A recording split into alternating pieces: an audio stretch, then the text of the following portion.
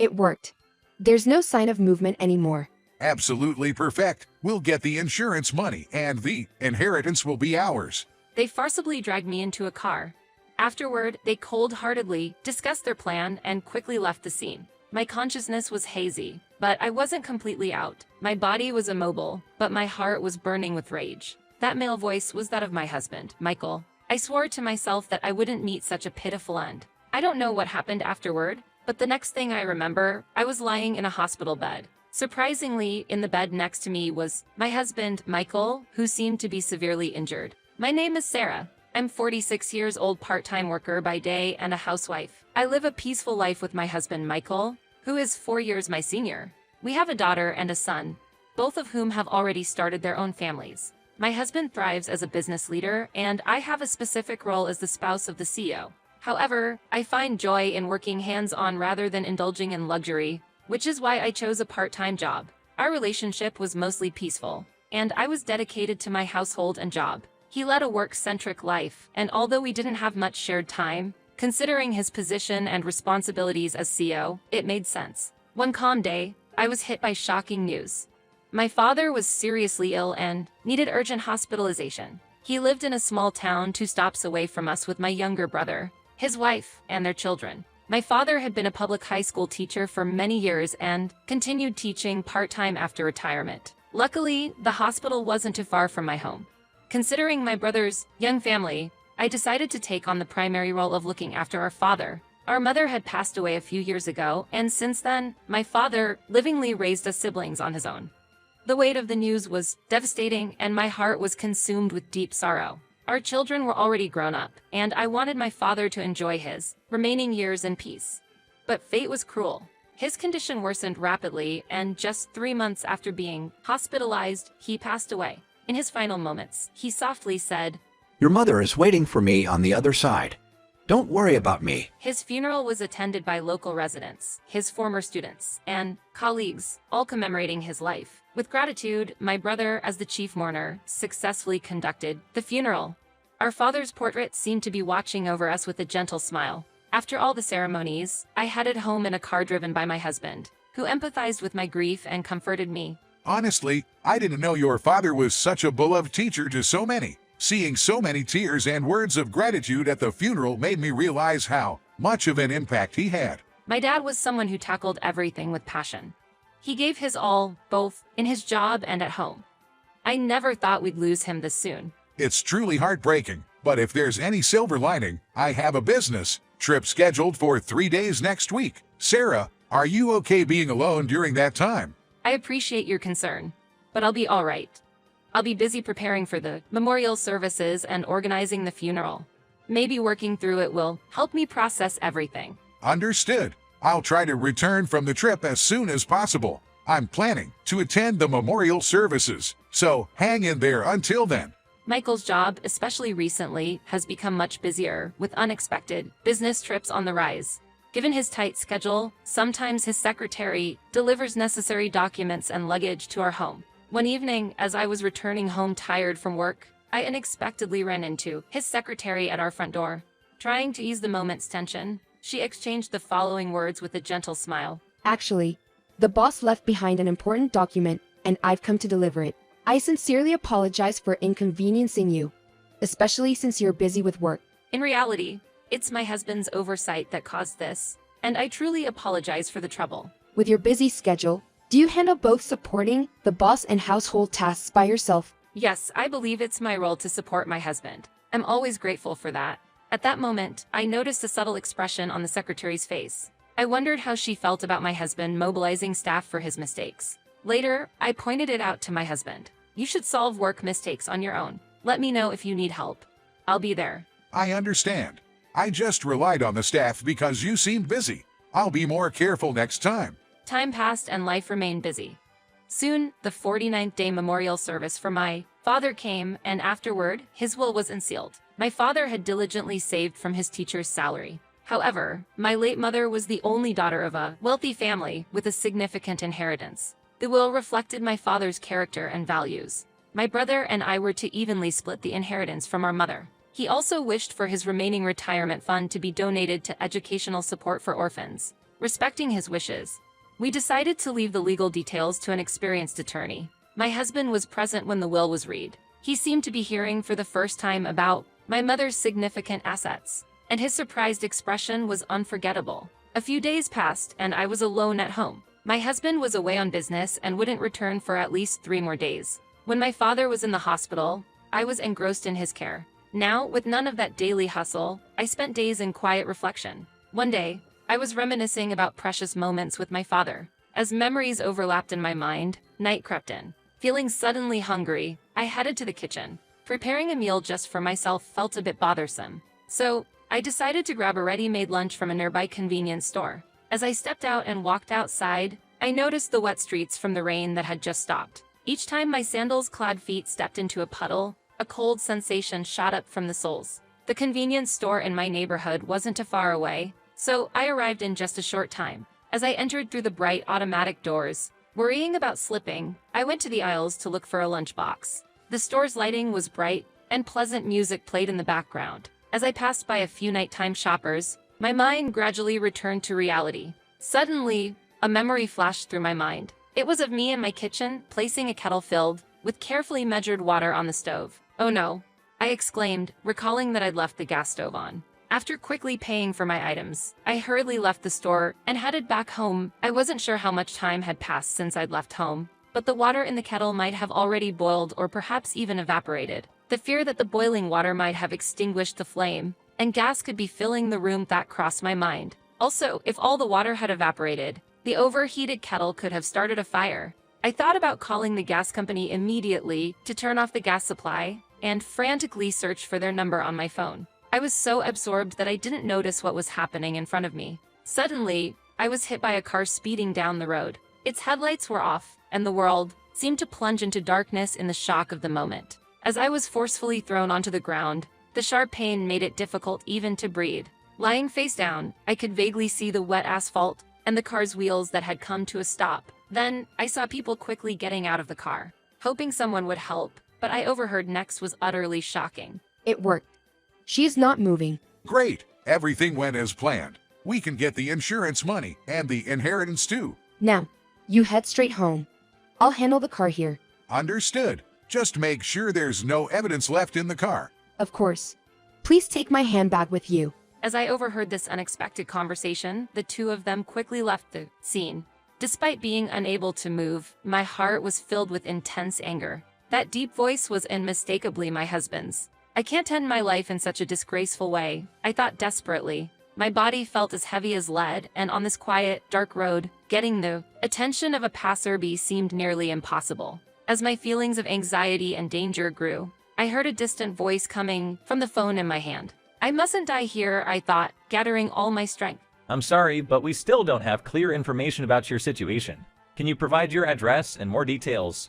This is the Gas Service Customer Support Center. Please guide us once more. Gathering all the strength I could muster, I yelled into the mic hanging from my neck. "Help me, please. Quickly. Call an ambulance." Understood. Please hold. I'll immediately alert emergency services. Soon after, a calm voice from the ambulance team flowed from my phone. After conveying my situation as loudly as I could, I collapsed and gradually lost consciousness. When I came to, I found myself lying in a clean, white hospital bed. As I opened my eyes, a feeling of discomfort spread throughout my body, accompanied by intense nausea. My vision was blurry, and I could feel the coldness and pain from the tubes inserted into my body, leading to tears streaming down my face. Mom, I'm so glad you've opened your eyes. I didn't know how long you were out. I was so worried. Are you in pain? Mom, are you really okay? Does your stomach or head hurt? The concerned and loving voices of my daughter and son reached my ears. Hearing them, a deep feeling of relief washed over me. However, lingering questions and concerns swirled in my mind. What happened to my husband, Michael, and the woman who was with him? And I was extremely worried about the stove that was left on at home. Gathering all my strength, I shakily asked, "How's the house? Is Michael okay?"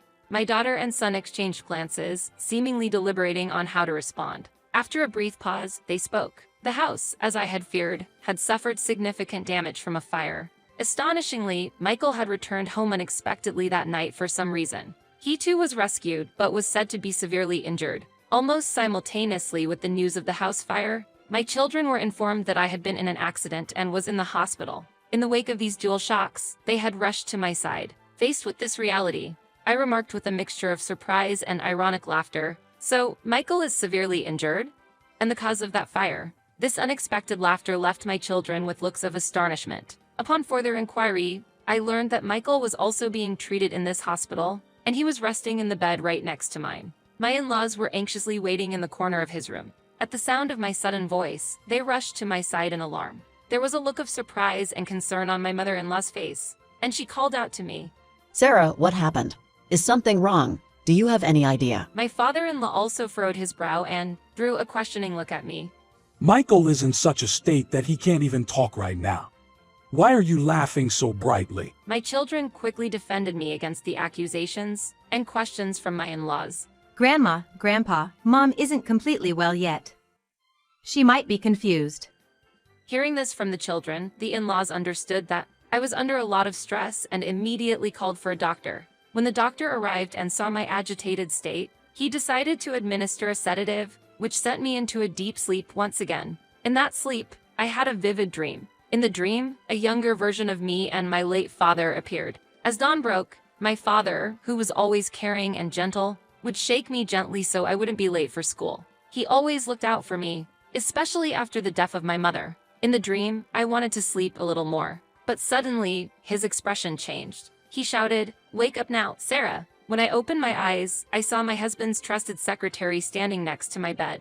I witnessed her preparing to inject something into my fur bag. I quickly removed the fur and continuously pressed the nurse call button. "Stop," I shouted strongly, and the secretary looked shocked for a moment. She tried to flee quickly, but collided with a nurse who was rushing in, dropping the syringe she held. The room immediately became chaotic. Other nurses called for assistance, and an emergency alarm rang out. My primary doctor also rushed to my room, trying to calm the situation and check on me. After that, I was moved to a private room in the intensive care unit for higher medical care. Visits were completely banned, and I had to be interviewed by the police about the event. I relayed to the police in detail about the accident and the subsequent events as much as I could. Because of this testimony, I was recognized as a victim and was put under strict police protection during my hospital stay. Time passed, and the injuries and bruises I sustained gradually healed. The fracture in my collarbone was expected to fully heal if I rested as per the doctor's instructions. Since my condition stabilized,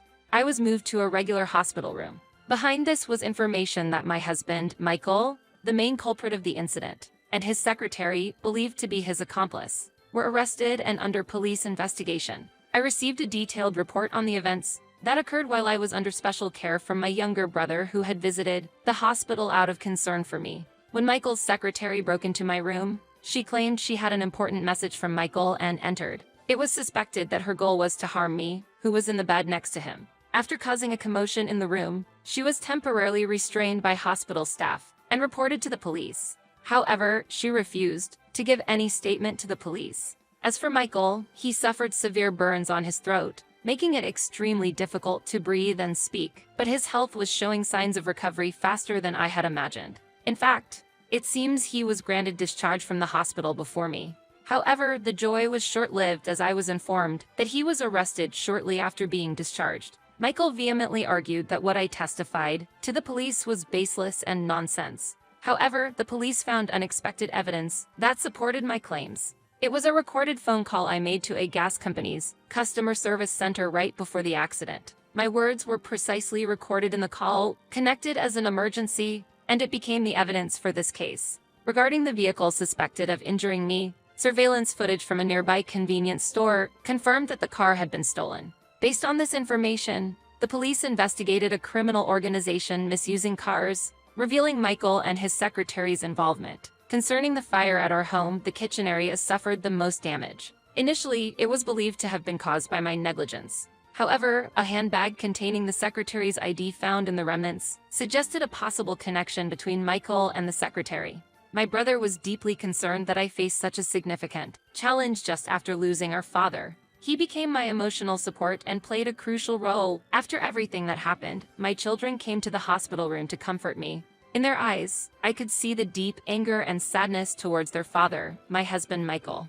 My health was improving day by day, and amidst all of this, My younger brother kindly arranged for me to move into a rental apartment to start a new life. A few days later, Michael's parents visited my new home to apologize. They sincerely bowed their heads and offered to bear all the costs related to the damages and the various procedures that ensued. During our conversation, it became clear that there had been a love affair between Michael and his secretary, and she had been pressuring him to marry her. This led him to seek ways not to divorce me in that situation. I was also informed that the substantial inheritance I had recently acquired played a significant role in motivating Michael's crime. He believed that if I died, he would inherit the assets and then have an opportunity to smoothly start a new life with his secretary. However, on that day, the kettle I had left on the stove when I rushed out of the house. This mundane act miraculously saved my life and simultaneously exposed Michael's sinister plans. I also learned that the reason Michael returned home abruptly from his business trip was to establish an alibi by answering the home phone upon hearing about the accident. While his trip was scheduled for 3 days, he completed his work in just 1 day. For the next 2 days, he spent his time secretly with his secretary. When I heard a detailed explanation from the lawyer, I realized the full extent of the plot behind the incident. While hospitalized, I found out that Michael had taken out a large insurance policy on me beforehand, which thankfully covered all my medical expenses. A few days later, with the help of a trustworthy lawyer introduced by Michael's parents, I proceeded with the divorce proceedings from Michael, who was incarcerated, and officially claimed $100,000 as consolation money. Michael, heeding the advice of his parents, decided to hand over all his assets and savings to me.